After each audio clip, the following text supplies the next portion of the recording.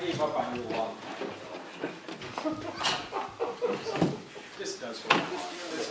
It's a piece of bill. Bills are allowed to do anything they want. Believe that? Okay. Good morning. Good morning. Oh, good. Welcome to TMG, the Mac Group. And Mike, do we have any visitors today? They didn't sign in. Okay, we have no visitors today. I'm just going to look and see if there are any strange faces. There are strange faces, but they're all people I know. Okay. Yeah, she's got it. Okay. So now I got to bring up the agenda just so I remember what I'm doing. And it's not November, it's December, and it's meeting number 275. We did the good morning. You have your mic on. Oh, thank you for reminding me. The sound system is not here this month. I'm going to try to be projecting. I've got a friend who's a former station engineer for a radio station who really understands wireless mics, looking at it, trying to figure out what's going on.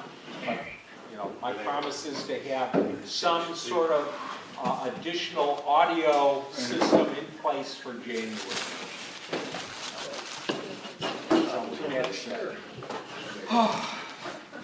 Everybody have a good month? Yeah. Apple did not have a good month. No, I didn't. Apple did not have a good month. So this is all part of the news segment. You may have noticed if you've got a Macintosh computer that it doesn't matter whether you're running Yosemite, El Capitan Sierra, or High Sierra, a whole bunch of security updates and other little fixes. If you've got an iPhone, an iPad, or an iTouch, and you're running iOS, there were security fixes on that. We went from 11.2 to 11.2.1 to 11.2.2. I think maybe 11.2.3 is coming. And it all had to do with all of these little fiddling details that weren't quite finished in the operating systems. Okay. Over on the Mac side, there were a whole bunch of kerfuffles. The one that made it in the press was where you can log into somebody's computer that's password protected without knowing the password. Okay. So this is sort of like your Mazda, and you just made the new CX-5, and it's got the keyless car system, and you don't really need to have the key fob. You can just press that button 3 times and it will start anyway. November. So that's, Is this there's a 275 technical then term instead for of it, 274? bad. Okay, that's bad. Yeah. Does that mean it's 275 then instead of Over on 275? the iOS side, I want to you put the right had number some down. really strange things happening in Australia, where you had iPhones that would, they're taking the update and then they would constantly reboot because they couldn't get the time right. Okay, again, that's bad. Customers want their things to work. Okay. Let's see, what was the other one? The iPhone X, the $1,000 phone, there's a design flaw in it, a notch that causes problems. So, it's just not been a good month with Apple.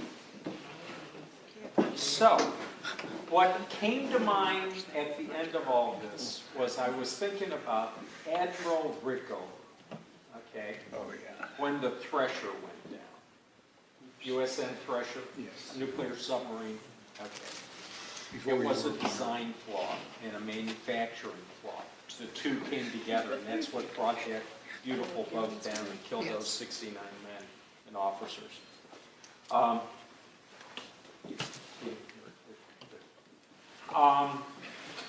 So when Thresher went down, in government organizations, I don't want to make it specific to the military, but in government organizations, there's a lot of this that happens, okay? And then there's the, oh, we'll need more money to fix the problem.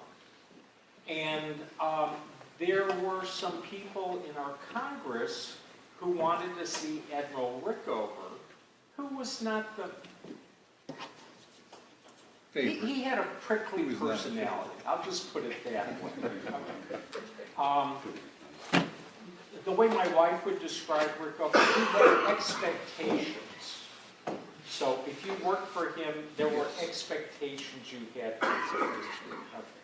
That and the fact that he only had his chair in his office, so you'd come in for a meeting, you didn't get to sit, you got to stand. Anyway, but there were calls in Congress to get the old man out of the system, and because he had already been past retirement at that point once, and to continue to serve, it takes an act of Congress to do that, to continue to serve. Anyway, but there were calls to get him sort of out of there. And there was a famous meeting between Rickover and the current president, that was Jack Kennedy, where they sort of sat down and talked over what was going on. And they came to a conclusion. The conclusion was that the nabobs in Congress didn't know what they were doing. Okay. And that Rickover, even though he was in charge of this stuff when it went wrong, had a pretty good idea of what needed to happen to fix this thing going forward. Now, I would just bring to your attention that since the pressure went down, we have not lost a U.S. submarine due to mechanical or manufacturing flaws. The other major nations can't say that. And it all had to do with the safe subsystem that got put in. So this was quality control. Bill Deming would call it statistical quality control, where quality, you're thinking about quality from day one. Okay. It's sort of the difference between making sure the bolts as they get made are right, as opposed to you make a whole bunch of them and then you test them, and the ones that were sort of you throw off to the side, melt them down, and start it over again. Rickover was, let's make sure it's right all the way through. So he stayed on for, I think, another 20 years, if I remember correctly, and was able to significantly improve the manufacturing process of our submarines and the capabilities of our submarines. All right, so now getting back to Apple Computer. Oh, let's get rid of Tim Cook. Let's fire so-and-so. Let's fire so-and-so. Well, that doesn't necessarily solve the problem. All right, so one of the things that has me sort of smiling a little bit today was there's this fella by the name of John Ives. Okay. The fellow that was in charge of all the overall industrial design of Apple products. Well, they had him working on this special project, which was the Apple headquarters. So he was involved with a lot of the details on that, and he wasn't paying attention to those stuff. They figured, we got a whole bunch of adults and engineers over here that can be working on this stuff, and John will have them focus on the building. Okay. So your $1.3 billion headquarters is now complete. It was actually complete a couple months ago, but we all know if you've been involved in large-scale construction, the building is finished, but the contractors are still there doing stuff. Putting the wire in. The Dayton Montgomery County Library downtown is an example. There's contractors still down there, but it's all good. It's all good. So the calls to get rid of Tim Cook, the calls to get rid of various people. Fake news, that's how I would put it, okay? It's just fluff. Ignore all that. What I find interesting is that John Ives is coming back into that design process. And what I'm really hopeful about is it's not just going to be the physical hardware, but he's going to be back doing some of the interface stuff. What does the button look like? If you need to do this and this on this device, your iPhone, is it the same thing when you're on your iPad, or is it subtly different and you don't know what to do? So I'm hoping that we'll get sort of some consensus and some improved industrial design. Yes, John? When we started to introduce digital systems in aircraft, we ran into a lot of these problems. Part of it had to do with the compilers, and part of it had to do with logic errors. The logic errors were two types of how you integrate between different competing systems, and just fundamental mistakes. And I think what Apple did in some of the early companies is they ran the compilers multiple times to make sure they got a consistent load. And then you had an extensive beta testing procedure where you put it out, and people found out things that you assumed wouldn't happen, did happen. And you made corrections before you put them out for the general public. A case example, we lost 3 F-16s in a training function down in Salt Lake. And it was the first fly-by-wire systems we were testing. And in the 3 cases, the pilot had lost control. And so after we had our avionics function go through and analyze it, what we found out was the guys in charge of the computer had put in a monitor for power surges. Now, this is 1985 time frame. The chips were very sensitive to changes in voltage. And so they shut off the computers to protect them. Oh, but the computer controlled the flight controls. The airplane had no controls. So here was a subsystem guy who made a decision to protect his little empire. It killed the system. That's what you're seeing when people are trying to shorten up the development cycle. If you read the literature today, everybody wants to cut the development cycle down by half. Because the green eye shades say that costs nothing. Systems Well, engineer. there's another thing that's happening. Way back in the antediluvian times, I did beta testing for Apple. This is when we still had Apple IIs and Apple II GSs. Okay. They'd send me power supplies. And I would try power supplies, and I would do horrible things to power supplies to see what needed to, okay. But that was an internal process to Apple. Okay. Mark, when did Apple start their public beta testing program? I want to say it's 4 years ago, 5 years ago. It was after Jobs died. I remember that much. Okay. So you now have this thing where instead of them doing the beta testing, the quality control stuff internally, and then you release it to a select audience. Now they just release the beta to a sort of self-selected audience of the general public to work on this stuff. All right. Well, most people, we'll do it here. How many of the people in this room would know how to do a rigorous test of a piece of software? Okay, yeah, right, okay. All right, so we got like 2 in the back. Okay. Most of us would not know how to do that. Okay.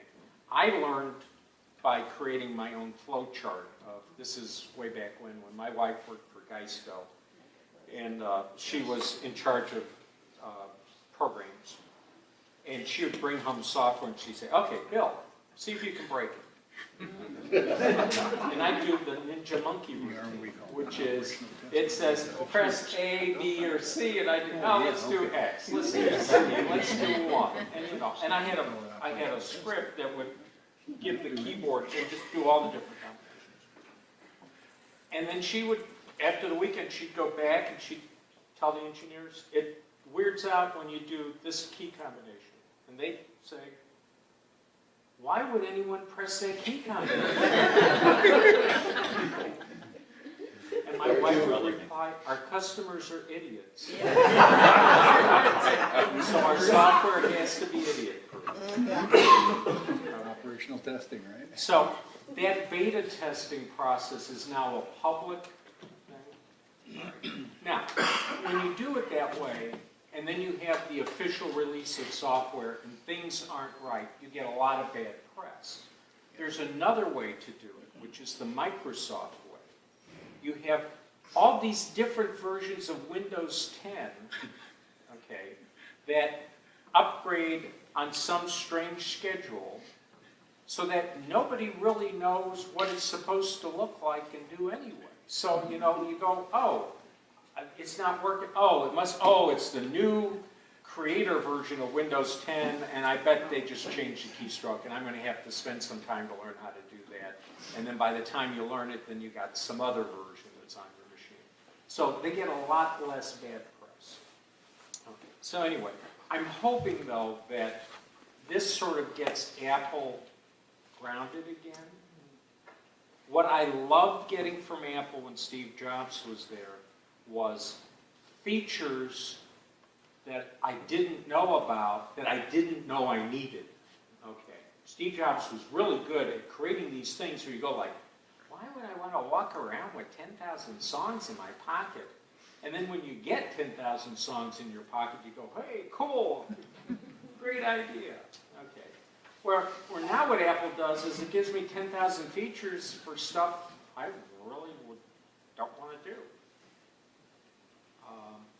I really don't want my data sitting on some computer somewhere else in the universe. I like to have my data where I have control of it. It's what I call security uncertainty.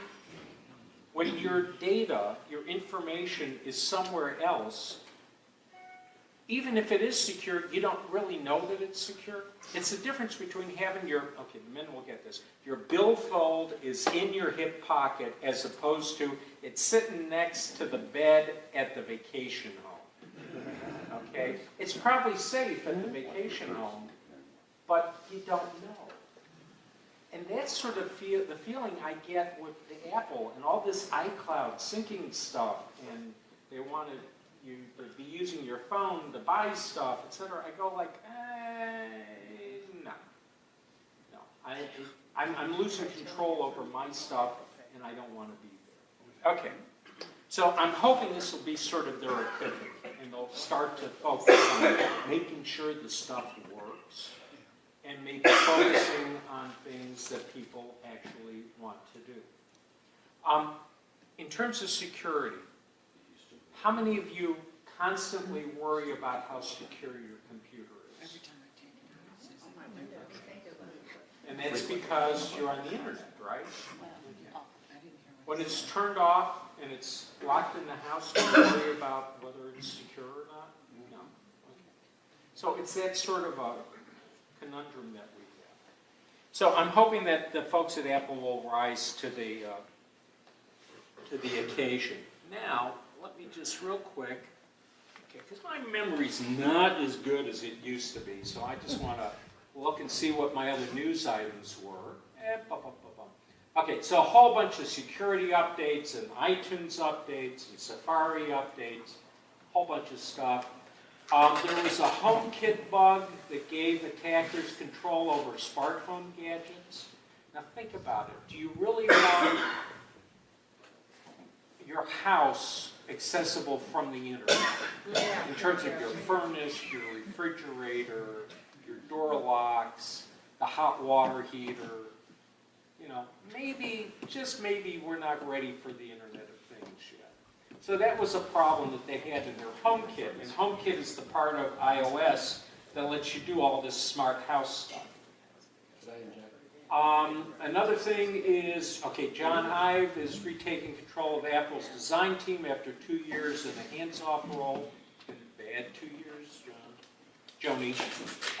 Let's see, they had a shockingly bad week of software. They had a month of bad software problems. A lot of the stuff never gets reported in the press.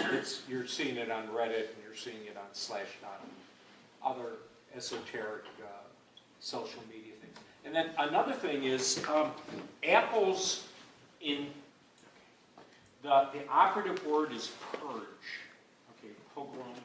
Think like, the czars has sent the Cossacks in, okay? And they're gonna clean out that whole space and bring new people in. You gotta kill off the old people first. With the Apple app stores, you have a large number of applications which are what are considered to be template-based. Apple doesn't like that because they think that there's a security issue with that. They think they're just junk applications. So the sort of operations that get affected by them kicking these programs out of the app stores would be your local pizza parlor. They want to have an app, you know, so that you can order pizza from them. They're not, you know, a big chain. They're just a one-person pizza store. Well, they'd go to a template guy and he'd just, you know, throw one together and it'd be on the App Store. So they're clearing those sorts of things out. And I think that's not necessarily the best way for Apple to go. And so what I'm seeing is a reaction from that. Many of the utilities that I first learned about on the iPad and the iPhone in the App Store from these small little shops that were out there, now they're not necessarily selling them just from the Apple Store, but they'll also let you buy them directly from their own website. Because they've gotten frustrated with how long it takes Apple to review their stuff, so the new version is available. So, you know, sometimes there's disadvantages to bureaucratic control. Yes? I just had a new furnace high vac installed, Okay. and they put one of these super duper thermostats, and it has Nexia on it. Okay. And it will allow me to control 230 items throughout my house. How secure? I don't have 230 items. How secure is that compared to your Apple thing? Okay. And it's I got it on my Android. okay. And the operating system is Nexia. Nexia. If I remember correctly, that's a Linux variation of Red Hat Fedora.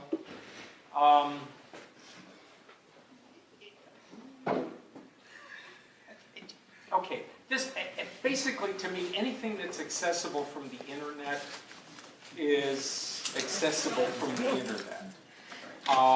And people will, engineers, and people that have to support this will have backdoors in to stop because the customer doesn't remember the codes, and Apple doesn't do that, which is one of the reasons for a lot of frustration among customers with Apple. So what you might want to think about is how can I constrain that down? Okay. Is there a way that you can set the settings on it so that it has to be your smartphone as opposed to any smartphone? Well, it has to be loaded on to whatever device you want to, you know. Yeah, but if it can be loaded on, did they load it on your device? No, I did. You did. So if I have a device and I load that application on it, and I am able to reverse engineer how this program works, if you're a programmer, you can do that. You'd have to have my password.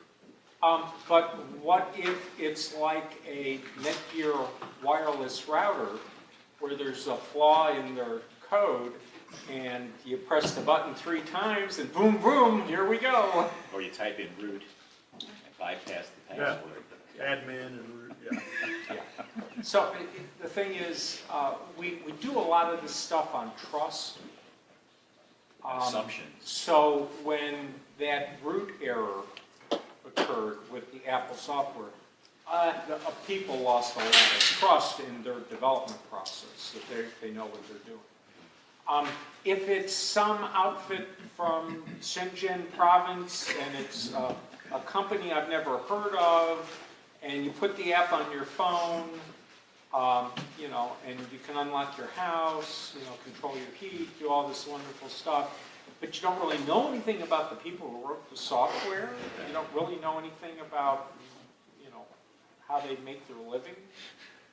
It might make me a little leery. It'd be like, okay, I come by and I say, Dave, have I got a deal for you? I've got these wonderful locks for your front and back door, okay? and it'll cost you nothing, it's free, you just put it on your little device, and it'll work with all this wonderful stuff. Well, you know where I live, so if something bad happens, you can come over, put your hands on my shoulders, and start to strangle. But if it's just someone somewhere on the globe, what are you going to do? You know, when they unlock your house and they clean it out. Yes, Richard? Well, the burden with all that stuff is you usually wind up talking to their server, which then talks back to all your things, much like iCloud. Yeah. But even other kinds of devices, you always seem to have to go through their server and back. Yeah. You can't ever, secure it by aiming at your house and making your provisions to go through your router. Yeah, with because your it's inherent VPN. in the whole process that Yeah. their server's there and it's Yeah. somewhere and somebody's got to administer that server. Yeah, you gotta have a home base. Yeah. But another major point on all this stuff that was brought out with respect to the credit bureau leaks and also Internet of Things is there's poor financial incentive to really do the security right. That just costs them, but that's not a feature. And it's only a potential black eye if things go wrong. And so you have problems getting that past the account. You're gonna, if you have a internet connected camera Yeah. from company A who's done a lot of security and B who hasn't, that one's gonna cost less. And Yep. guess which one gets purchased? Yeah. And when the flaw gets discovered in the one that costs Yeah. less, you've got a canary. Actually, I shouldn't use that because it's an actual brand name for a product. But you've got this thing, and it's sitting in the rental unit, okay? And it monitors the humidity, and it monitors the temperature, and it's got a little camera, it's motion sensitive, so you can tell, what's going on. Okay. Well, one of the products I know that provides that function, they had a small security hole in that if you came in with a Microsoft machine and you were using ASP, you could just put in 3 forward slashes and hit return, and it would let you go into any camera they made. Okay. Nice. So then and of course these things tell you where they are. Okay, so it's like, like we can find our phones, where's the phone? Oh, it's at such and such an address. So it's like, oh, and they can scope around, hey, nobody there, place is empty. We can see that there's been nobody there okay, fine. Well, send the robbers out. Okay, so what typically happens is the reliable company, the responsible company that is producing a product and they're securing it, it's going to cost more than the other ones. And the other one, they're not going to tell you that they've got these security flaws. There's all sorts of baby monitors out there today that are just opened. And then the other problem you run into is, where's the stuff made? Okay. Well, for the most part, instead of it being made in Malaysia, it's being made in China. Well, I can't tell you how many times I've had somebody who has one of these beautiful little electronic photo frames, and they hooked it up to their PC or their Mac or whatever to put photos on it. The Mac it didn't affect, but the PCs it would. There was all this other malware that got loaded on it. Not deliberately, it's just that the people who were making these, they're selling them to these other people that wholesale them, and then they put their own stuff on it. Their computer is infected, so it puts that stuff on the other, and then off it goes. Okay. So I keep thinking of the transmission vector of sexually transmitted diseases. It's like, oh, okay, yeah, it looks like the same thing. Okay, so anyway, the thing that I would want to express to you is that think a couple times, not just once or twice, before you start going for things where it's internet connected,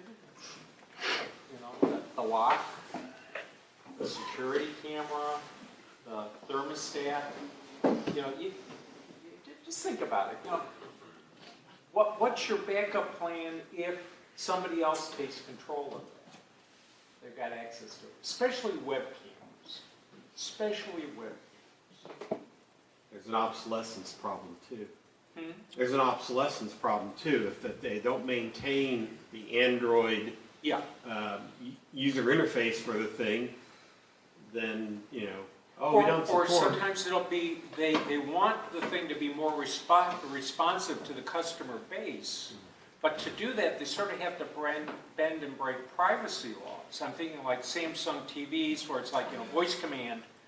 And, you know, they ended up having to send out that little notice to all their customers in the Eurozone about, you know, basically, yeah, those cameras and those microphones are on all the time, even when the television isn't turned on, but they are on and they're collecting information. Oh, no. Yeah. Find out about the wild parties in the internet. Why don't I ever get invited? I never get invited to your wild parties. Oh, they're all at the lake, I know. Never mind. Yeah, Ron. Two things. One, a friend of mine just told me a while ago, the U.S. Post Office offers a service that you can sign up for. It's called Informed Delivery. I don't know if anybody knows about that. What's the feature of? And apparently it's been around for a long time, but when you sign up for it, they send you an email every day with pictures of the mail that's going to be delivered that day. That's a lot of extra work. So Yeah, that's For usually the post apparently office. they're scanning the mail as they're sorting it. So I've been using it for a couple weeks now, and it's pretty good. I mean, it told me yesterday we had a couple packages delivered, and it said, you know, you got packages delivered from Amazon that are scheduled to be delivered. Okay. So I'm not sure.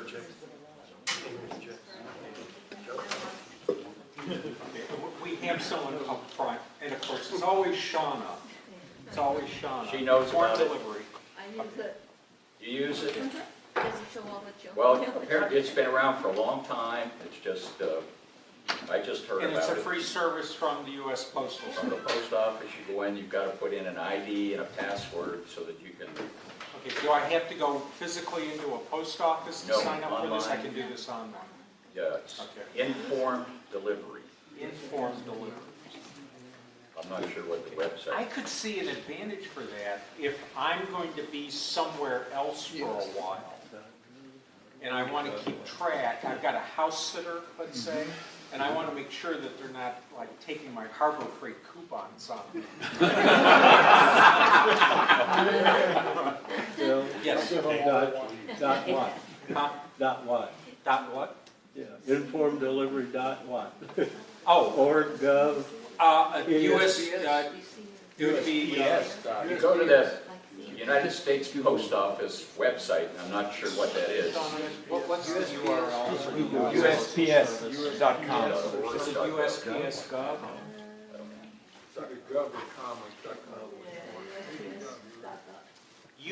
USPS.gov. So, See, they're quasi-public, so you never really know, are they com, are they gov, are they org? Yeah, they're gov. yes.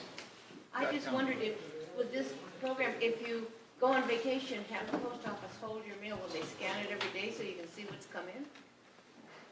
When you're on a trip, if you need to check to see if something's come in, or does it I don't know, I'll scan go what's look, but the in? thing is, it's scanned when it's being processed. Before it gets to us. Yeah. So, you can't guarantee that mail's gonna arrive that day. Yeah. No, I was just wondering, sometimes if we've gone 2 or 3 weeks, you wanna know if something's come in. Yeah, this would be perfect. This would be perfect. This would be for that, perfect. yeah. You order from a company who puts tracking on their packages and they happen to use post office, you get emails from a company that the post office has done this or that. I got a picture of where they put it by my house. It's a They good called thing, it the too. back porch, but it wasn't. They put it someplace we never would have looked, so it was good. But with the picture, I knew where it was. Okay, okay, so, Ron, you did good. Informed delivery. Informed delivery from the U.S. Postal Service, and it's USPS.gov. It's actually .com. It is .com? Yeah. We got it .com. I use it all the time. It'll move you there. Okay. All right, so now I've got the quandary, do I believe Shauna or do I believe Bill? She's looking again. She's looking again. Bill has got Clydesdales, It's and he's .com. got really cool dogs. Shauna, I don't know, what kind of pets do you have? I do not have pets. Oh, now I'm gonna go with Bill. Probably either So one. I'm thinking of the possibility of redirecting you one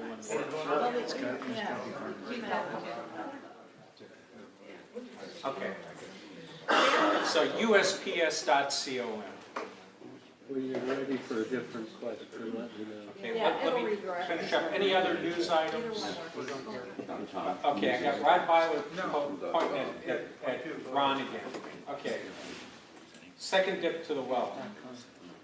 A couple of months ago, I did do a good job of explaining this thing. I brought it in, I'll pass it around. It's a piece of plastic. It's made by a company called Bullet Train. I got this because my son tends to go to Kickstarter and put money in on things that people are developing. But what this piece of plastic does, it allows you to buy the trackpad and the Bluetooth keyboard and put in here, and it's kind of handy to just put on your lap to control your computer if you have it plugged into a big monitor or something like that. So I'd like to pass it around so that you can see it. It's just a dumb piece of plastic that holds the Bluetooth, the Apple Bluetooth devices in a nice, convenient manner. Was that a Kickstarter thing? And did they make it out of Kickstarter where regular people can buy it now? This is for the older versions of the Bluetooth keyboard and trackpad. Yeah. My son just received the newer version. Okay, so they're still in the Kickstarter mode. Yeah, and they sell other things like iPhone holders, iPhone cases and stuff like that too. Okay. Ron, what I'd ask you to do is send Mark and I, both of us, an email. About that. Yeah, so Okay. we can check them out. So the folks that are here, I'll pass it around and you can look at it. See what it looks like. I just want to make sure, we don't have a Barney or Bernie Madoff in the group that's gonna start collecting money. Yeah, okay. There are a lot of messages with disparaging comments on the people that are doing this. They're out in Northern California, but Okay. it works for me. I once went to the archive of Thomas Edison, and they've got all of the letters that people wrote him that you didn't see in the biography. Really hurtful stuff, So, yeah, just, it's fluff, just ignore it, it's background. When you were at the paper, do you remember when you were doing editor stuff? Okay, every so often you get the letter, you go like, whoa, what did we do? Yeah, it's just not reality based. Okay, anybody else going once, going twice? News items. Yo, Yes. inclement weather, closures, inclement weather, Oh, cancellation. thank you very much. You may not be aware of it, but in the state of Ohio, in the months of December, January, February, March, sometimes April, we have this phenomenon called snow. Okay, so when we have meetings on Saturdays and you're not sure whether you should come or not, you're going to call it because of snow, check our website. How many know how to get to the website? Okay. tmgdayton.org. Show them. Okay. Yes, sir.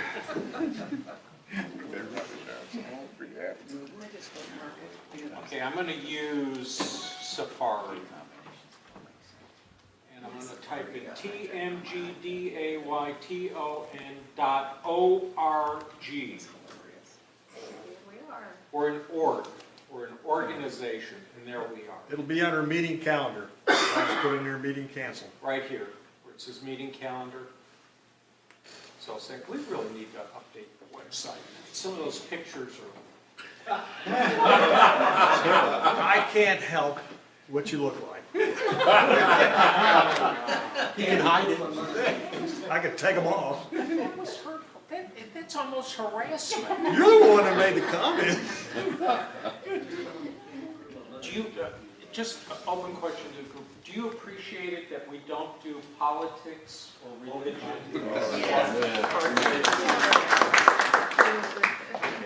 It gives me a, it's nice to get away from that stuff for a while. Okay. So what do if you think it might be, iffy, and you're wondering if we called the meeting, you go to the website. Call Bill.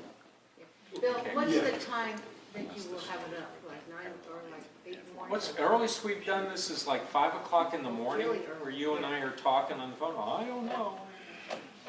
I don't know who you're talking I to. mean, that was It's not Curtin. me. That was Curtin. Excuse me. That was Curtin. That was back in the days when we would do a phone tree. I'm going to say by 8 o'clock. I think that's the latest that we posted it. It doesn't take people, who has to drive 2 hours to get here? So 8 o'clock should be fine. Yeah. And of course, what's the standard that I use? I go out on my front porch and I walk onto the thing and I go, do I want to go out on this? That's good to me. All right. So now I'm going to go over, unless there's somebody else, Yeah, Phil Longo. I would have been here earlier, but there was a bridge out, and I didn't know about that. And I went all the way down Stroop until I found the bridge out. Oh, And there was no sign up at Woodman, even at Woodman, there was no sign, but also up at Dorothy Lane, so I turned and went all the way down there. So, in turn, wind my way around, okay. you can get here, kind of way out. I didn't know there was a bridge out over there. Oh, yeah. See, I knew the one on Alex Bell, because I go that way all the time. But, on the bright side, the Montgomery County engineer is hoping to increase your tag and title fees. So that means more money to renew more bridges. blockage right there. Oh, that's right. Infrastructure is important. You can't just let it. My question was, where you go to find out about things in your route?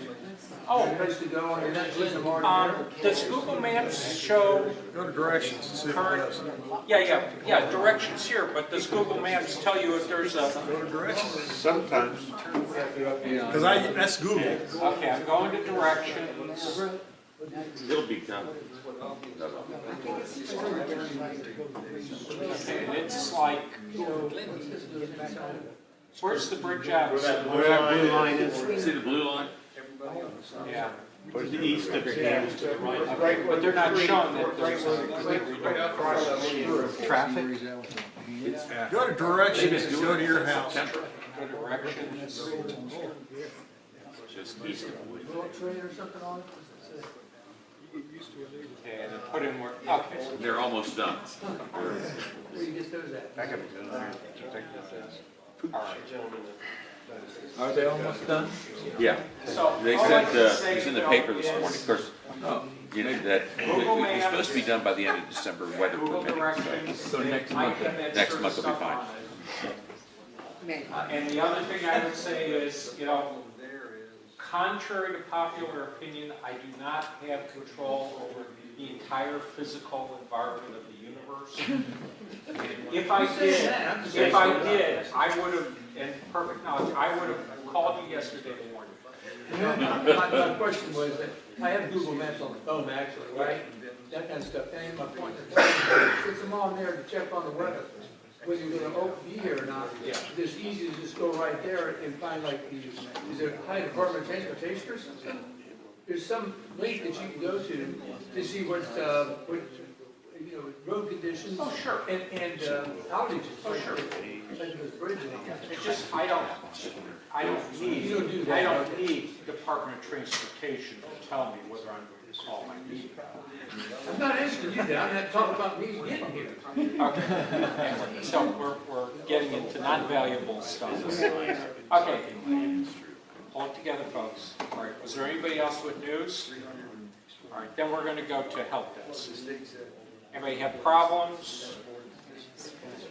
This might be for everybody to laugh, but last evening, there's something new from Amazon for on my Apple TV. I can't remember what it's called right now, but I thought I'd sign up for it, see how it compares to Netflix and Hulu and so forth. And I very carefully, had my... You're talking about Prime Video? Prime Video, yeah. And I very carefully had my password and my email address, and I put it in 4, maybe 5 times. It kept telling me that I wasn't right. Yeah. So heck with it, and I finally went to bed. It was about 2:30 this morning. No, that's an exaggeration. Anyway, this morning I fired up my laptop, logged into Amazon, used the password thing. Instantly I was there and I'm signed in. Is there some kind of protocol, like you've got three characters, some of them are numbers, some are uppercase, lowercase, and you got that about 5 or 6 times. There's a dash between each one. Are you supposed to put the dash in or not? Could that be the problem I was having? It depends. Okay. Okay, I won't start, on Microsoft and how they kept changing from one version of the operating system to another, whether you put the dashes in or not. Rule of thumb, okay, try it without any dashes first, and if it doesn't work, then put in the dashes. But typically now, they're assuming no dashes when you're putting it in. Okay, I tried it both ways and couldn't get it to go. Very carefully watching that I didn't accidentally touch the wrong thing or hit the wrong. But when I used my computer to this do was it, on an Apple TV. yeah. Okay, on an Apple TV, you have when you're using your remote to access your keyboard, you have a separate keyboard for capital letters. Right. And lowercase and numbered. Okay. Just All check. of those things. Just check. But what it does not have is a hyphen or a dash. So I was using an underscore when I was trying to put a dash in. No. Underscore is completely different And there's no dash to put in, but my computer put it in, and I got in okay. I used one password, so I just copied Go it. to Rich. Right, well, if he's done, because I just want to return to the maps just for a second. Okay. If you go to Google Maps on a website, in the search box up there to the left of it, there's 3 bars, and that's the menus. You click that, and there's a traffic click, and that does show the bridge closed. Okay. That's it. So it's the traffic button that you press. It shows you traffic condition. Is that the one where it'll make the roads red or blue? Yeah, it or shows a green? line, it shows construction zones, and Or just a big X saying, you at can't that, go. at that point, there's a circle with a minus in it, yeah. Yeah, okay. All right. Anybody else going once, going twice? No. Okay, we're pointing at. I have an Apple Pencil, and I've been trying to figure out how to determine the amount of battery charge left in it, and I went to apple.com and I did what they said and it didn't work. Yeah. So I wondered if anyone here, maybe after the meeting, if they know how to do it, could show me, or if you could, if there's some secret way to do Hey, this. Rick, Apple Pencil, how do you figure out what your battery charge It's is? a widget, it tells you right, there's a widget right inside your iPad.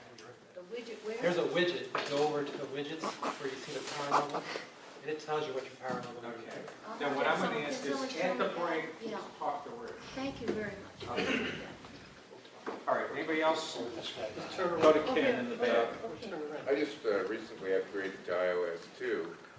In the process of doing that, wrapping it up, it's literally demanding that I set up Apple Pay. What if I don't want to set up Apple Pay? Shut that feature off, or is that an improvement over the system I already had where in iTunes where I'm paying for things that I download for iTunes? Is it, They're different. it's different? They're different. In one, it's like having a credit card at the iTunes store, where it's like having a tab at a bar. Okay, you go into the bar and you go, hey, Ken, what do you have? Oh, usual, fine. And then at the end of the month, when you come in, they say, hey, Ken, we're going to shut you off unless you pay your tab. Okay, that's the iTunes thing. Apple Pay is like, Apple is Visa or Discover. So you're using your Apple device, and that's, instead of having a Visa card that you hand to them, you're using your Apple device that then lets you pay for stuff. But it keeps giving me messages to sign up for it. I'm not interested in it. Yeah. How do I shut that? Go ahead and act like you're going to do it, and then the next screen that pops up, it'll say, set up later in settings. It keeps coming back. There is a way to shut it off. I just did it on my girlfriend's phone. Okay. There's two things in Walmart Apple Pay. There's a slide to shut it off, and I think there's one other place, but you can shut it off. Okay. In settings. It's in settings, and it's under wallet, and I think it says Apple Pay. You can shut it off there. And something sticks in my mind, but there was something else we had to shut off, but you have to, because it'll keep coming back. Yeah. Now, on another note, I have a question. Does anyone have a way to turn off, you're in El Capitan or Sierra, and it comes up, it goes, hi, Sierra's here. Oh, yeah. Install or more details? Right. Is there any way Tell me that later. somebody knows to turn that off? Yeah, click it. Tell me later.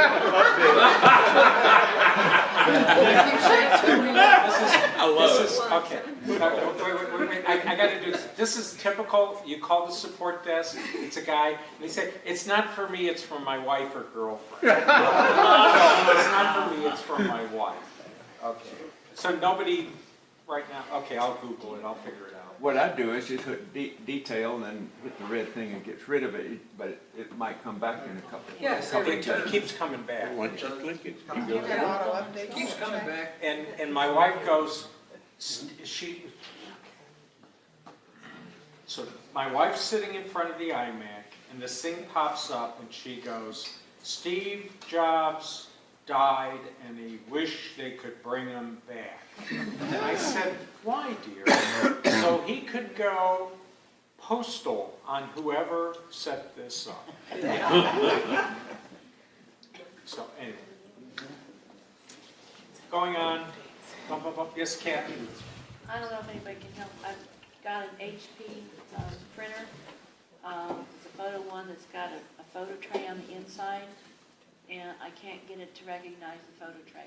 Have I set it up wrong? Do I need to do preferences?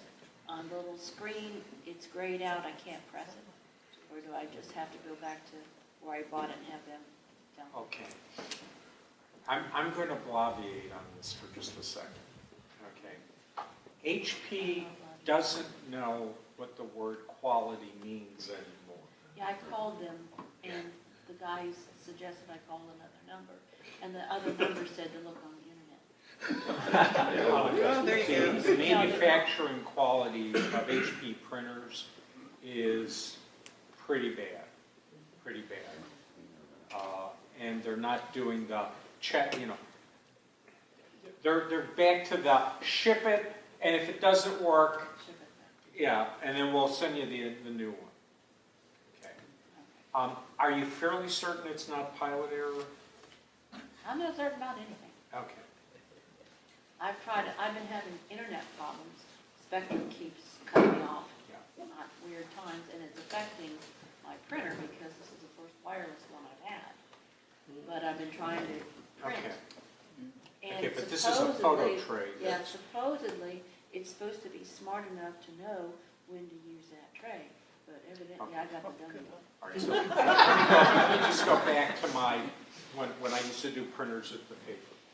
Okay, you get the help desk call. The first thing I always did was I made sure, one, it was plugged in to the power, and two, the cable that connected it to whatever you were printing from was connected. And then I would look and make sure that all of the packing materials, the tapes and such, had been fully removed from the device. Even if it had been there for like 2 or 3 years, I would always check that.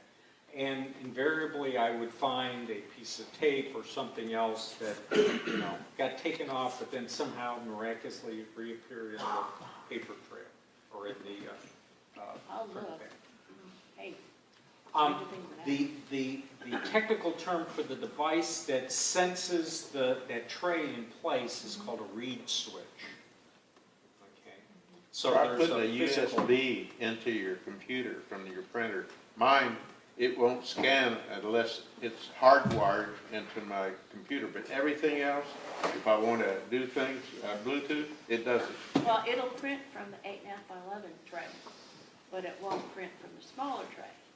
And I looked at one of the YouTube things says take the paper out of the bottom tray, which I did, and it still won't take it out of the photo tray, So there's something with that paper tray, the That's photo not tray, right. that's not right. I've used the bottom tray. I've had that same problem on an Yeah. HP printer. They take all the paper out, put your photo paper in the bottom tray, and it's got sliding Yeah, I adjusters tried on that, the it left still and didn't right. work. And that's the way I do photos now. It Photo won't- printing, that's the way I do it. Oh, well, I'll try it again, but Okay, so it wouldn't print if you selected photo paper. I did photo paper and I did the 4x6. Okay, And the first time it did it, it print on the regular paper. But it did not know to go to the photo tray. okay. So, maybe you can take it back. Take it back. Sit down. Let's go to the front. Just regarding, I don't know if you're a Costco member or not, but Costco will take anything back, anytime. You can take a printer back, you had it a year, or if it's out of warranty, they will take it back. Give you all of your money back. And then, trouble is, they've got a limited supply of Yeah. types of printers. Hey, that's true. My daughter took furniture back, was 5 years old, and It's amazing. And what they they'll- took it back. they'll take it back. Well, that'll be my next stop, I guess. All right. Let's pull it together again. Anybody else? Otherwise, I'm gonna say we're done with troubleshooting. It's 11. It's 11. Okay. I'm gonna say raffle time.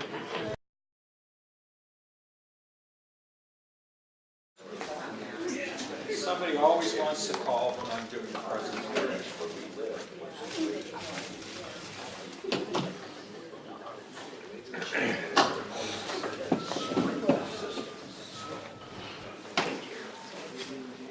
Okay, topic today is High Sierra. For those of you who have been in the group for a while, you're going to say, wow, this is very much like the presentation he did when Sierra came out, when Capitan came out, Yosemite came out. There are a few little new things in it. All right, High Sierra! Ta-da! Okay, way back when Apple would do something like Lion and then Mountain Lion, it meant that they were working under the hood with the Mountain Lion, or they did Leopard and then they did Snow Leopard, they were working under the hood. So the natural inclination would say, oh, Sierra, High Sierra, oh, they're just working under the hood. No, not really. They're going a whole bunch different direction with High Sierra. Okay, so what are we going to cover? We're going to go over the supplemental materials that will be part of the package that gets emailed to you. We'll do a quick review of the previous macOS versions. What is High Sierra? What it'll run on? What do you need to do to get ready for it? How to install it, and new features. And a lot of it's gonna be yada yada from before, so we'll It's just still sort that of. Maverick. Huh? Still that Maverick. Yeah, okay. All right, so there's 4 documents that'll be mailed out to you, emailed out to you. The first one is the preparation guide for macOS High Sierra installation. That's from a magazine called the Mac Observer. They're over in the UK. Another one is Apple macOS High Sierra, the Smart Person's Guide. Okay. That's from Tech Republic. They're local to North America. 12 cool new features in macOS High Sierra. That's from PC Mag. And then 14 things you can do in macOS High Sierra that you couldn't do before. Now, is High Sierra feature-rich with new features? No. Are there lots of little things that they've done? Yes. So those supplemental materials, they'll walk you through all the neat things. Can you do what you used to do with High C? Oh, you're on me. For the most part, yes. Everything, don't you? Okay, so anyway, so now we're not doing OS X anymore. It's now called macOS. But just to give you that context, you know, we had leopard, then snow leopard, then lion, then mountain lion, then mavericks, then Yosemite, then El Capitan, and then Sierra, which was the first of the macOS and High Sierra. So that's where we are in terms of this. So we had good, really good, okay, oh good, really good, We used to refer to El Capitan as El Crapitan. Stability issues, Sierra and High Sierra. And then the other thing to remember is I am officially an old fart. I still remember the best operating system that Apple put out, which was macOS 8.6, the most stable operating system they ever. I still have machines running that. Okay, so this is a quote seemingly similar to Apple's development philosophy from leopard to snow leopard. Apple's new macOS 10.13, notice it's 13. High Sierra will continue to enhance ideas and shifts in the operating system from 10 Sierra alongside a slew of new features and enhancements. Okay. Wow. Do you feel empowered? That's a mouthful. Okay. Did you feel like they just hit you with a whole bunch of gobbledygook? Yes. Yeah, that was from the, So we're no longer in the era of Steve Jobs going, oh wow, okay. So yeah, I'm underwhelmed by High Sierra. It is the latest Apple operating system for the Mac family of computers, and it's meant to be a dramatic advancement of Sierra, free updates. In other words, you don't pay for it. It is a free operating system. You get it through the Mac App Store. You can't buy it on physical media. With some of the folks, I have to remind them that they don't sell it on physical media anymore. All right, so what can it run on? You can run it on an iMac late 2009 or newer. I would not run it on a 2009 iMac. You can run it on a MacBook Pro 2010 or newer, a MacBook Air 2010 or newer, MacBook 12-inch early 2015 or newer, Mac Pro mid 2010 or newer, Mini 2010 or newer. This is the old MacBook, late 2009. Rule of thumb I would use, if it's 2013 or newer machine, sure, go ahead, put High Sierra on it. If it's older than 2013, so if it's 2012, 11, 10, 9, you just don't typically have the RAM or the horsepower to really run it. It's going to be underwhelming, it's going to be slow. Because it's meant to be running with these 8-core and 4-core chips, not the 2-core chips. So if you Yeah, have I have it on a 4-core solid state drive on a 2011 and it's okay, but I'm using it for testing. Yeah. You're not doing I'm video. not doing production. Okay. if you've got a late 12 with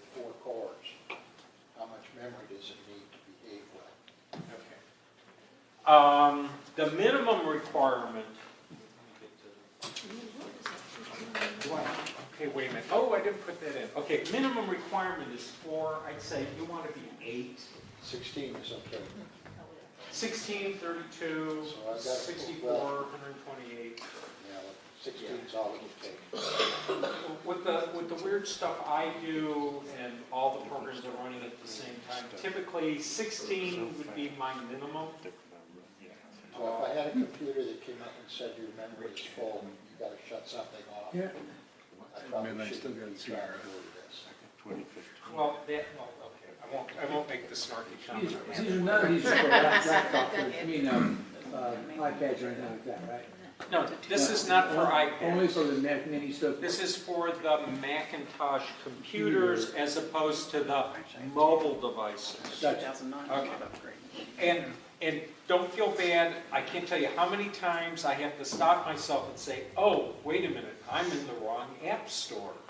I want the program for the Macintosh, so I need to be in the Macintosh app store, not the app store that I'm in on my iPad or whatever else I'm doing. You know. Just, we have that dichotomy there. Okay, so rule of thumb, if it's 2011 or older, I'd say stick with the operating system you got. If it's 2012 or newer, High Sierra would be okay.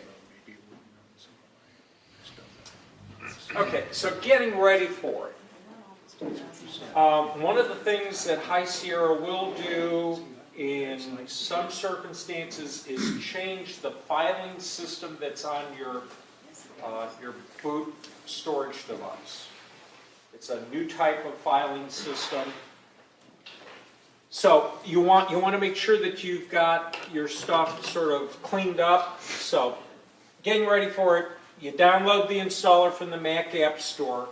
It's going to put an icon for it in your dock, and it's going to put the actual installer in your applications folder. So you get that downloaded. But before you do that, there's some things you need to do. This thing, this supplemental document preparation guide for macOS High Sierra installation, that one goes through everything you should be doing, what temporary files you should clear off and various things. My take on it is backup, backup, backup. So make sure you've got good backup copies of the machine first. The next thing you want to do is find out what programs that are on your Mac don't work with High Sierra. And then you want to clean out all of your, I call it cruft, C-R-U-F-T. It means, it's like, cruft is to a computer as barnacles are to the hull of a boat.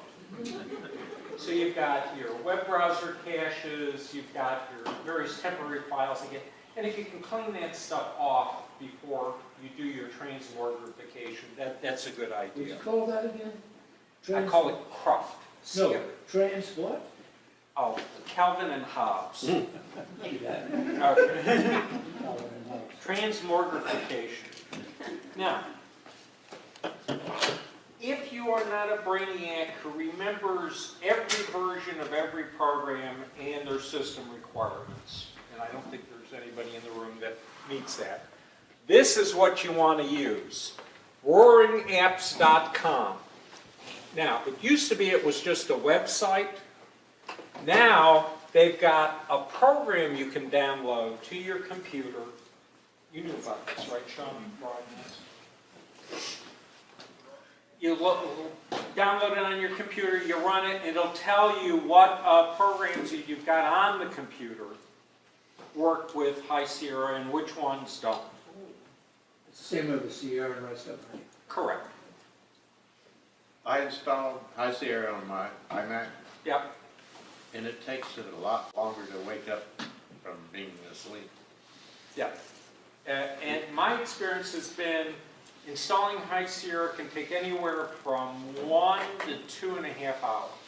Well, it's installed, but what I'm saying is when I tap the space bar, it doesn't wake up like that. sits there and then finally comes on. Yeah, it's more like me after I've been out drinking. Is that a Yeah, it's sort of like, yeah, it. inherent characteristic of? The other thing to be aware of is if you do a lot of data transfer on your hard drive, the new filing system that comes with High Sierra is slower to transfer files than the current operating system, HFS Plus. How do you speed it up? They're working on it. What they're doing is, in the old days, when we would be saving data, we were always writing it to our hard drive. Okay. Now, it may get written to the hard drive and also being put onto some sort of cloud storage, like a Dropbox, Amazon Drive, Google Drive, iCloud Drive. All right. Well, when stuff goes through the internet, things can happen. Okay, so they wanted a filing system that would be more robust and reliable, but robust and reliable doesn't mean fast. Okay, so they're working with some new technology here. Bill, does the Yes. same thing happen with photos? Does it handle photos differently? Is it slower or anything?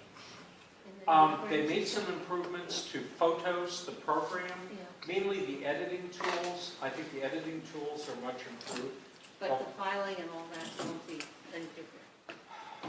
Hopefully. It's the same kludge that they have now. Okay, that's what I'm.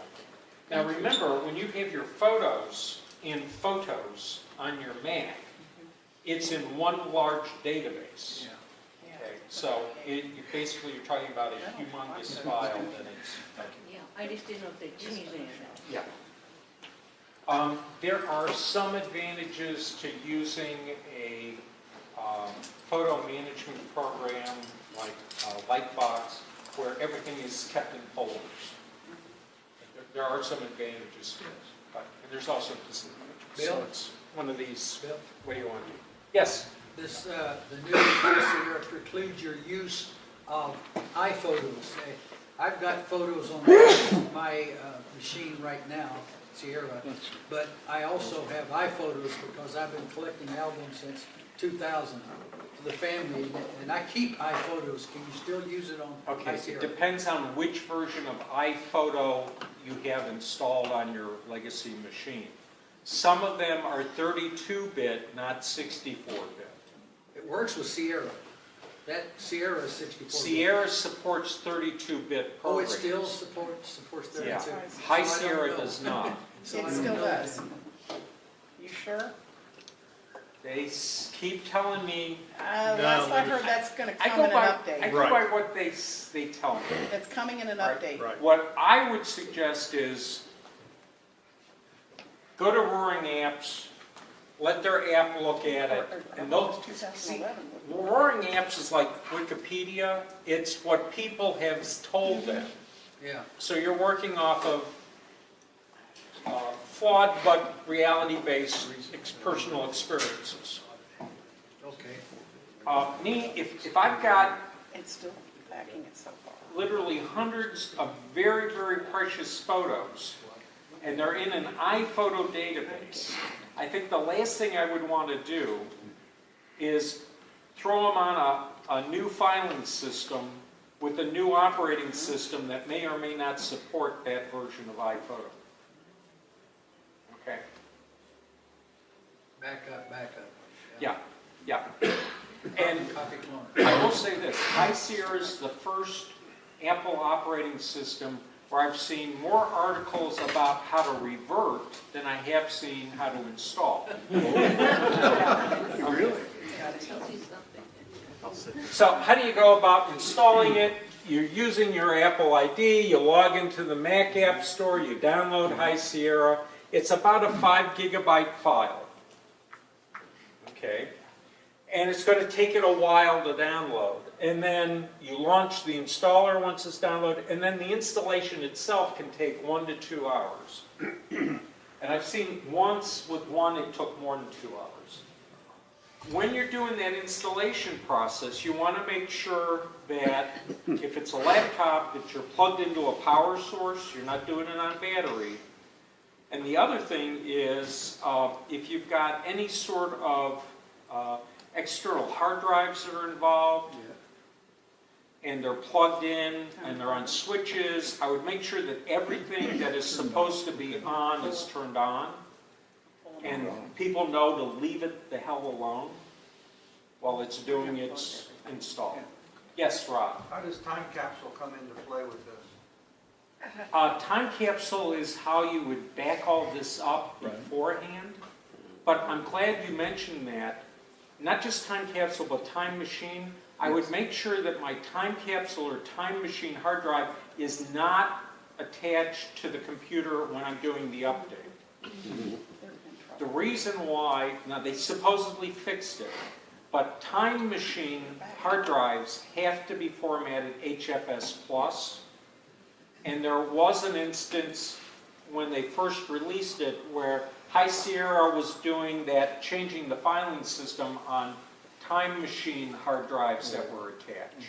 What if you're attached to Wi-Fi, not hard? Then you're good, because it does it, time capsule attached by Wi-Fi, it does it a whole different way, and it won't try and format that. But if you're like me, and you walk around from machine to machine plugging in a physical hard drive, don't have that plugged in when you're doing this. So you can go back later and do it, is that the idea? Yeah. You do a backup before, and then you come back later and do a backup after. Can you go directly from, I guess it's 1011, which is El Capitan, to High Sierra? You can go directly from, if I remember correctly, Mountain Lion. So if you're at Mountain Lion, Maverick, Yosemite, El Capitan, Sierra, you can go directly. Sierra itself, can you do the same thing that you just said? If you have, rather than High Sierra, so you can do the same kind of updates, clear back before, like Mountain Lion to Sierra. Can you do that also? Correct. Now, if you're installing El Capitan or Yosemite, you had to be at Mavericks. Okay, don't worry about it. No, no. It just. I can go from Maverick to Sierra, right?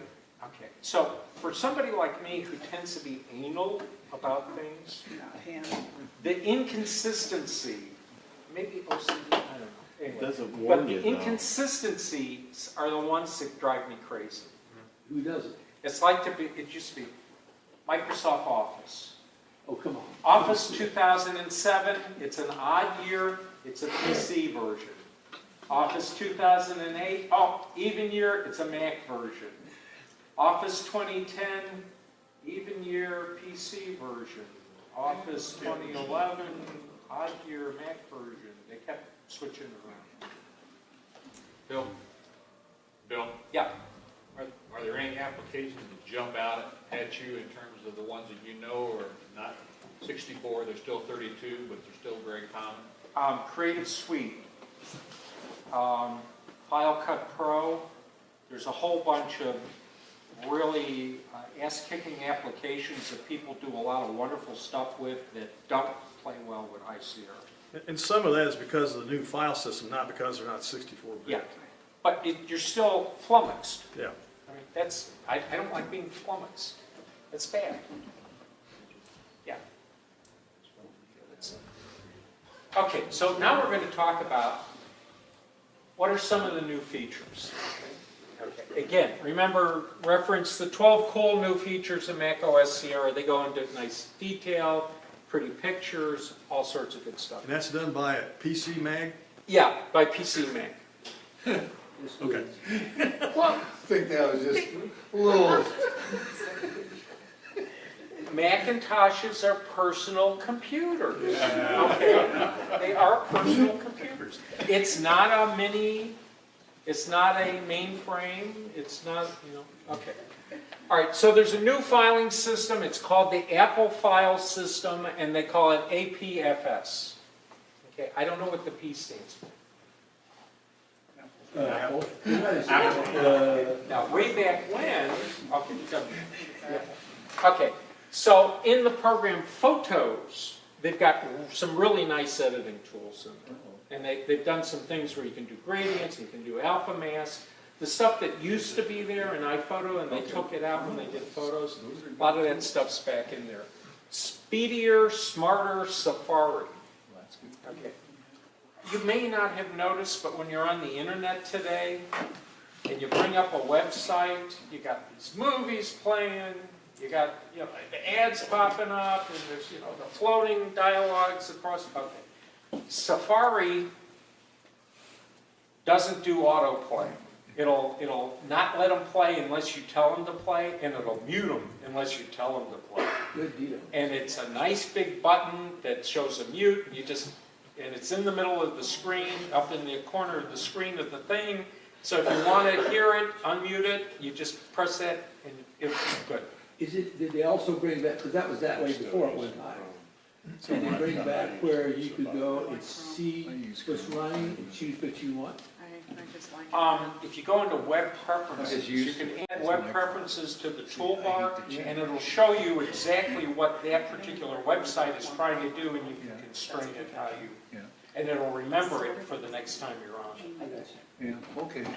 So if you're on a dicey website and they have all these pop-ups with the nudes, and you're just trying to download some software, and these wonderful wives from Russia things pop up.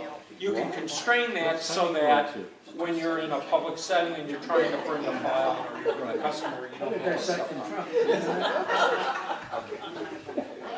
Anyway, moving right along. Smoother video with high efficiency. It is now, yeah. Just We want to know what you've been looking at.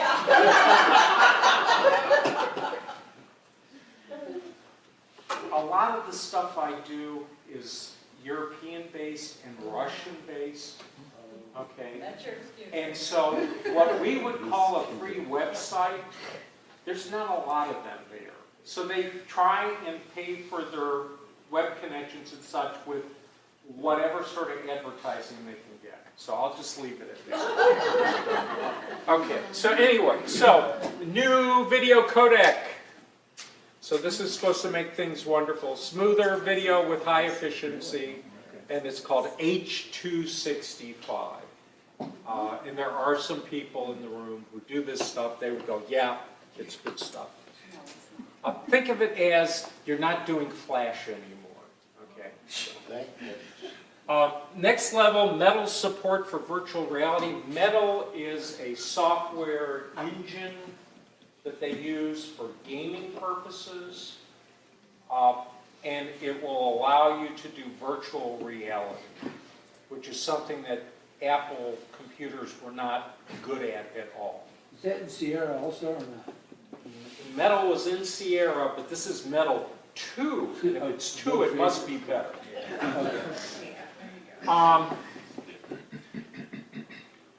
And one other thing with the Metal 2, in order to be able to do virtual reality, sometimes the GPU, the graphic processing unit in your Mac, is not going to be able to do that.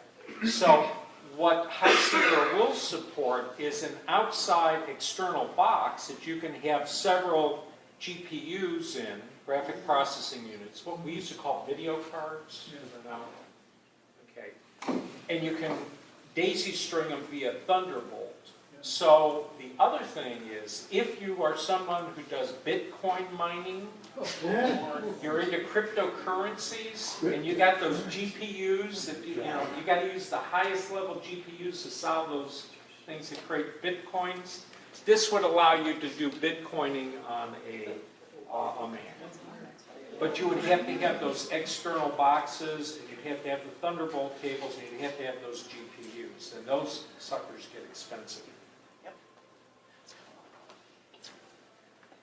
So something else that new feature in the Notes app. There's Notes app in the Mac operating system. Now you can have tables. Think of it like little spreadsheets in your notes. Sometimes that's a good thing. Evernote has had that since day one.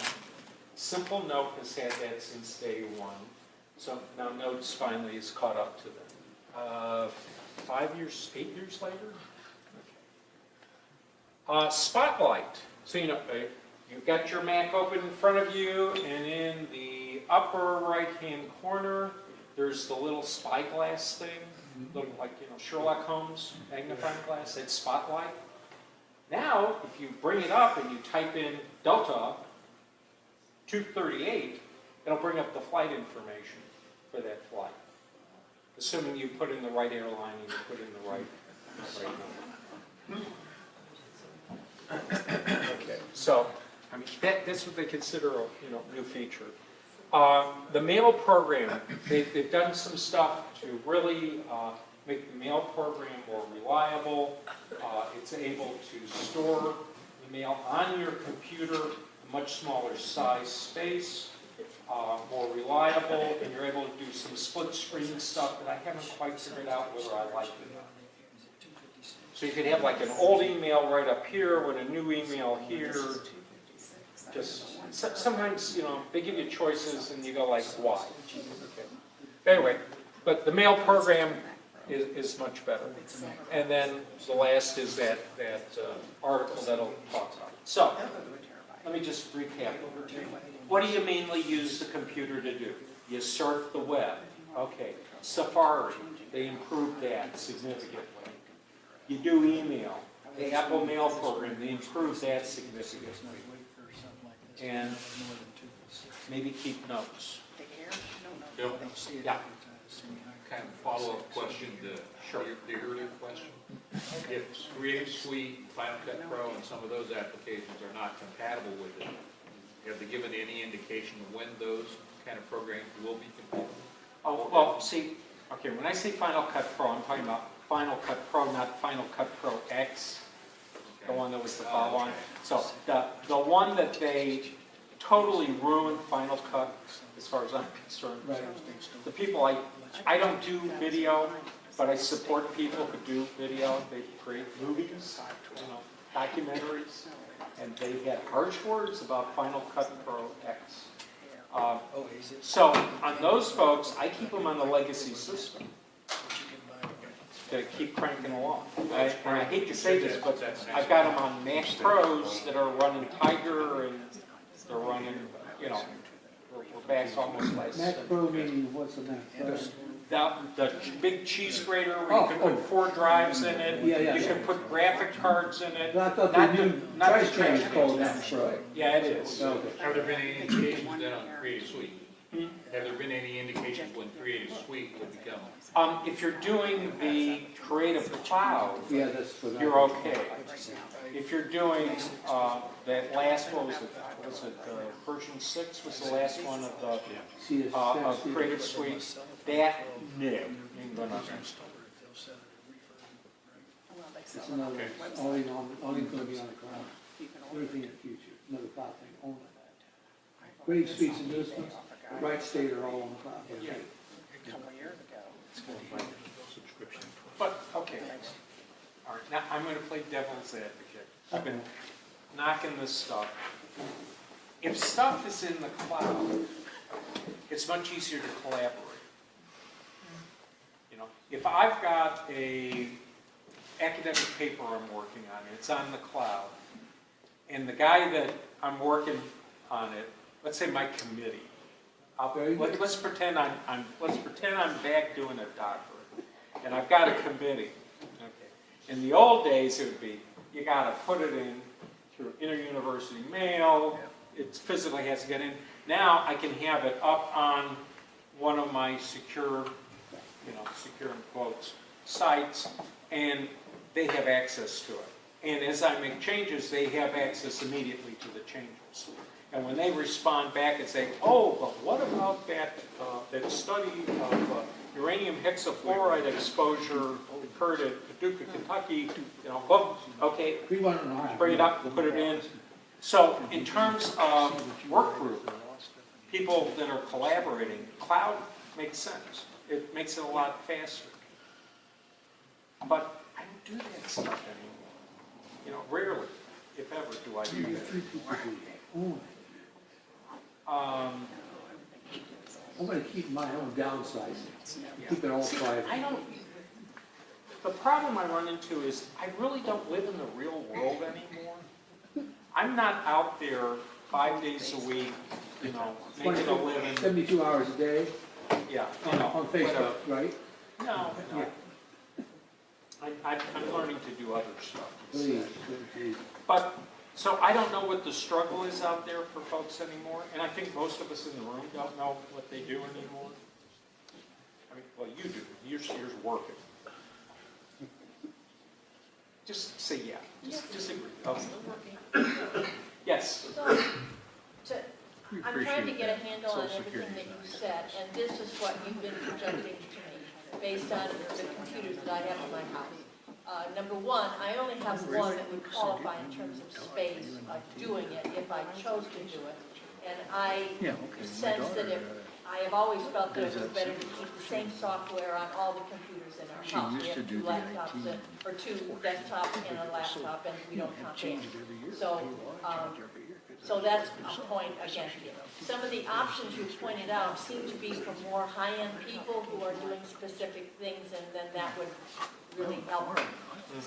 Since I'm not on I'm not in the cloud, I don't use Dropbox. I'm just doing my own thing, and I don't have a lot of space, and I'm not a real geek on this stuff. You really talked me out of the option, so of even trying to download it or thinking about downloading. So my final issue would be, if I don't do this, then I start getting behind. And so will there be, do you think, a better option where I can bypass the High Sierra and get it back to software that is more amenable to the ordinary person? Remember when we did the litany, almost biblical of leopard and blah, blah, blah. You know, they have good ones and they have bad ones. Yes. But you're right, that's the. So, you know, it's like that tune from the show Annie, Tomorrow. Okay, there'll be a tomorrow. Okay. Yeah, I think High Sierra stinks. Okay, they blew it, they didn't do fit and finish, they didn't do quality, et cetera, but there'll be another one in 18 months. But if it builds on High Sierra, then I'm still going to be screwed if I don't convert it. No, because if you remember when we had the question from Phil about what do I have to be on to be able to go to it? Okay. Okay. To be able to go to High Sierra, you got to be on at least Mountain Lion. Okay, so when whatever comes after, chances are you're probably running Yosemite or Elk. I'm using Sierra on everything. You're using okay. So you just say, you know, I'm just gonna get out of the rat race for 18 months. We're just gonna stick with Sierra. We'll put the security patches and whatever else comes out. And as long as everything's working, we're happy. When the next one comes out, we'll take a look at it. Or if for some reason you start to see a lot of press about, oh, High Sierra, yeah, they cleaned this up, they did this, they did that. Supposedly the Beta 4 that's in trials right now has really got some nice features. In terms of energy usage and memory usage. If it's beta yet, it's not really out. Oh, well, see, this is what's frustrating to me. Sierra is out, but the betas are still going on. Oh, no. That's not the way it works. Yeah. My world. 13.2 is the latest one out, and they've got betas starting on the next update. Yeah. So it's a never-ending. So, just to recap, if things are working okay now, then stick with what you've got. If you're adventurous, and you go, and it's not your only computer, you have something else that you can use for everyday stuff, and you want to try it out and see what happens, then go. Mark finally installed High Sierra on his iMac. And I use an external Thunderbolt drive with an SSD in it to boot my iMac. And I thought I read it said that it would not update an external drive to the new APFS. Well, after he sent me the information last night, the presentation, I got to thinking about it, and at midnight I checked, and it had been updated. So it must be different than in a hard drive. If you've got an SSD through experience Thunderbolt. right now is, if it's a fusion drive, and some of you will have no idea what I'm talking about, but if it's a fusion drive, it does not change its filing system. If it's a hard drive, a regular hard drive, it doesn't change its filing system. Only if it's a solid state drive does it change it. What's the difference between, you use Fusion, most people are familiar with solid state and hard drive. Okay. What is Fusion, what is it? You got heaven, you got hell, and then you got sort of the state in between. Purgatory. So you get these crazy electrical engineers, and they sit down with the mechanical engineers, and they go, you know, we've got solid state drives or we got hard drives. What if we somehow cobbled them together? So we got one device, and it's got spinning platters and magnetic read and write, but it's also got solid state. All in one device. That's what a fusion drive is. And Apple was the only manufacturer I know that put fusion drives into their computers. It's basically two drives. You have the regular hard drive and an SSD. No, I got a question. Oh, I got a question up front. Go ahead. It should tell you. Will it mandatorily convert An SSD. an SSD? I mean, that's a show killer right there if you've got older stuff, because if they won't be able to talk to the drive. Looks at what it's using. That software is SSD drive, so you have faster access. So, Remember, moving to new stuff is not mandatory. It's voluntary. Yeah, Don. I'm running Sierra, and I've had no problem on early 2011, but that's just me. I very Sierra rarely or have High Sierra? High Sierra, Oh, cool. and I very rarely have problems. But I have a daily clone, and I have a flash drive, Yeah. hard drive that I put in. Yeah. So it changed it to APFS. Oh, I've never noticed anything different. okay. But I'm daily cloning it to a separate regular hard drive. Yeah. Am I ever gonna, if I try and move back, how is that changing anything since I'm moving from formatted one way, a hard drive formatted one way to one And which formatted phone another are way? you doing rsync or are you doing a graphic application to do it? Like carbon copy cloner? Yeah, something like that. It's not carbon copy, but. This is one of the unknowns. Okay. Okay. Walking over the edge. Bill? Okay. Bye-bye. Got some new info. Yeah. I have the big box Mac Pro. I had a 500 gig SSD in it, upgraded it to High Sierra. Yeah. It, of course, changed just that drive.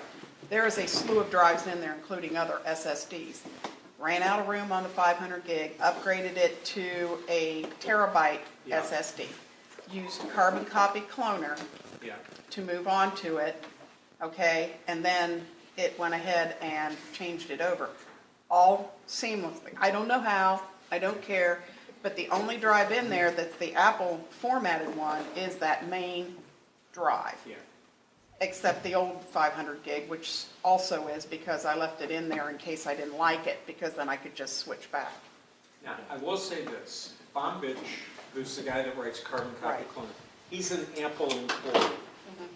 And I noticed that his stuff, he had certified, you know, works with High Sierra before Super Duper did. Because they're not working as Apple employees and they're not Apple engineers. It took Super Duper, I want to say, well, they actively would tell you, don't use this until they got the new version out. The new version is out now. It was a free upgrade. And it seems to work. But again, I'm one of these people, I'm very much, rather than working off of theoretical knowledge, I tend to work off of practical knowledge. So I talk with people who have bad things happen to them, and then I look to see oh, how did this car crash occur?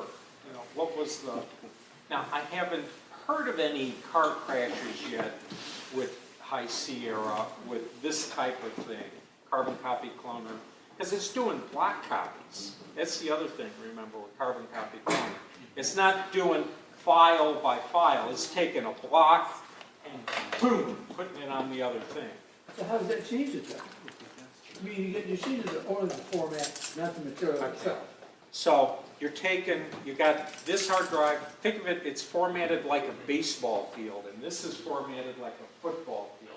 So you take a chunk of the field here and you slap it over there. Well, they're different shapes. They yeah. So some sort of magic has to occur. I don't know enough about how they do it. It's called corruption, is what we call it. Yeah. Well, they changed the Yeah, but system. This is the reason why, if you had a thumb drive that you were using for super duper operating system, you've upgraded to High Sierra, plug it in, it shows up in super duper, but it doesn't show up on the desktop. Yeah. So you have to repartition that external drive in High Sierra to allow it to show up on. Or, you know, it all depends on how that thumb drive is formatted. Is it formatted FAT16, FAT32? Is it NTFS? Was it HFS, HFS plus? You know, what flavor? I think it was formatted as a Mac drive in a previous operating system.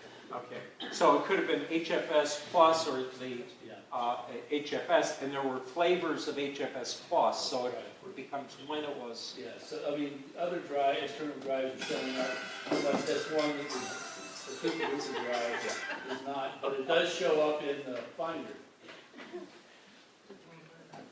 I don't know. So that's treated like a SSD? I've got an order that was supposed to arrive last night. It's 20 flash drives. This is why I say I'm not in the real world. So I'm going to format them all the different ways you can format them, and then I'm going to plug them into things and see what comes up and what doesn't. And do I get corruption if I drag here? I've got anecdotal information that if I plug an NTFS formatted hard drive into an APFS machine, that I can just move stuff, read, and write. I haven't seen that. I haven't tried to see if it actually works. It used to be you could just read from it. Yes, yes, trivia that you don't want to. So, with the two different formats, how do virtual machines work across the two different formats? Because I've got right now I've got a Windows virtual machine, and if I have to upgrade, I'll probably have a Mac virtual machine. And what is your virtual engine? Parallels. Parallels. If your Parallels 13, you're gold.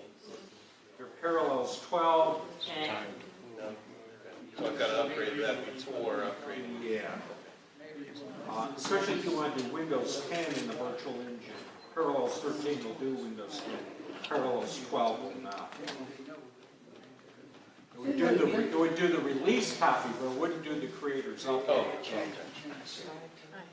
I'm running 10 now. Say that again about not